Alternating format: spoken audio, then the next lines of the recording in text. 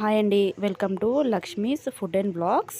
ఎవరైనా ఈ ఛానల్ని ఫస్ట్ టైం చూస్తున్నట్లయితే ప్లీజ్ సబ్స్క్రైబ్ చేయండి. ఇవాళ మన రెసిపీ వచ్చేసి నోరూరించే బాదుషా అండి. ఎంతో జ్యూసీగా ఉండే ఈ బాదుషాని స్వీట్ షాప్స్ టేస్ట్లో ఇంట్లోనే ఈజీగా ఎలా ప్రిపేర్ చేసుకోవాలో మన ఛానల్లో చూద్దాం. ఫస్ట్ టైం ప్రిపేర్ చేసినా కానీ చాలా టేస్ట్తో ప్రిపేర్ చేయొచ్చండి.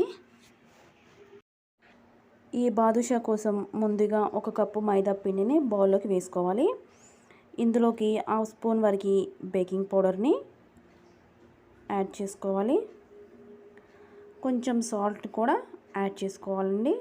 టేస్ట్ బాగుంటుంది, ఎక్స్ట్రా స్వీట్నెస్ని యాడ్ చేస్తుంది.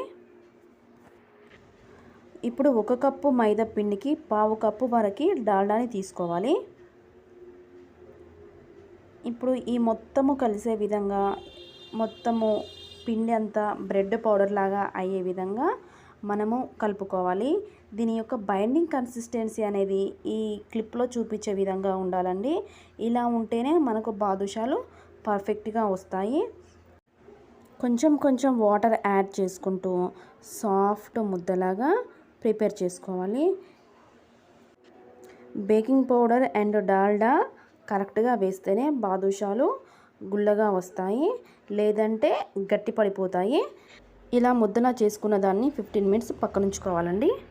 ఈలోగా షుగర్ సిరప్ని ప్రిపేర్ చేసుకోవాలండి. ఈ షుగర్ సిరప్ కోసము ఒక కప్పు మైదా పిండికి ఒక కప్పు షుగర్ తీసుకోవాలి.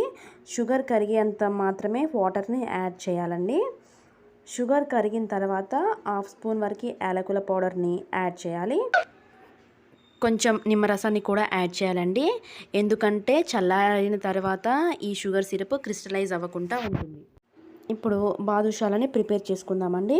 కొంచెం తీసుకొని ఇలా వీడియో క్లిప్లో చూపించిన విధంగా చిన్న బాల్స్ని చేసుకొని మధ్యలో హోల్ పెట్టుకొని ప్రిపేర్ చేసుకోవాలి. ఇలా ఒకటొకటిగా ప్రిపేర్ చేసుకోవాలండి. నాకైతే 13 వరకు బాదుషాలు వచ్చాయి. ఒక కప్పు మైదా పిండికి 13 బాదుషాలు వచ్చాయి. ఈ మధ్యలో హోల్ అనేవి కొంచెం ఎక్కువగా ఉండాలండి, ఎందుకంటే ఫ్రై చేసేటప్పుడు మనకి ఆ హోల్ అనేది దగ్గరికి అవుతుంది. ఇప్పుడు స్టవ్ని మీడియం ఫ్లేమ్లో పెట్టుకొని ఒక్కొక్క బాదుషాని వేసుకోవాలి. హైలో మాత్రం పెట్టుకోవద్దండి, మీడియం టు లో ఫ్లేమ్లోనే ఉంచుకోవాలి. ఆయిల్ని ఎప్పుడైనా కానీ హైలో పెడితే పైన కాలుతుంది కానీ లోపల మనకి పచ్చిగా ఉంటుంది. మీడియం టు లో ఫ్లేమ్లో పెట్టుకొని బాదుషాలన్నీ ప్రిపేర్ చేసుకోవాలి. నేను ఫస్ట్ బ్యాచ్లో 7 వేసానండి బాదుషాలు. ఈ 7 బాదుషాలని ఫస్ట్ ప్రిపేర్ చేద్దాము. ఈ ఒక్కొక్క బాదుషాని టర్న్ చేస్తూ అన్నీ ఈవెన్గా ఫ్రై చేసుకోవాలి. ఫ్రై అయ్యాక బాదుషాలని అన్నిటినీ తీసేసుకొని మనము వీటిని ఇందాక ప్రిపేర్ చేసుకున్న షుగర్ సిరప్లో వేయాలండి.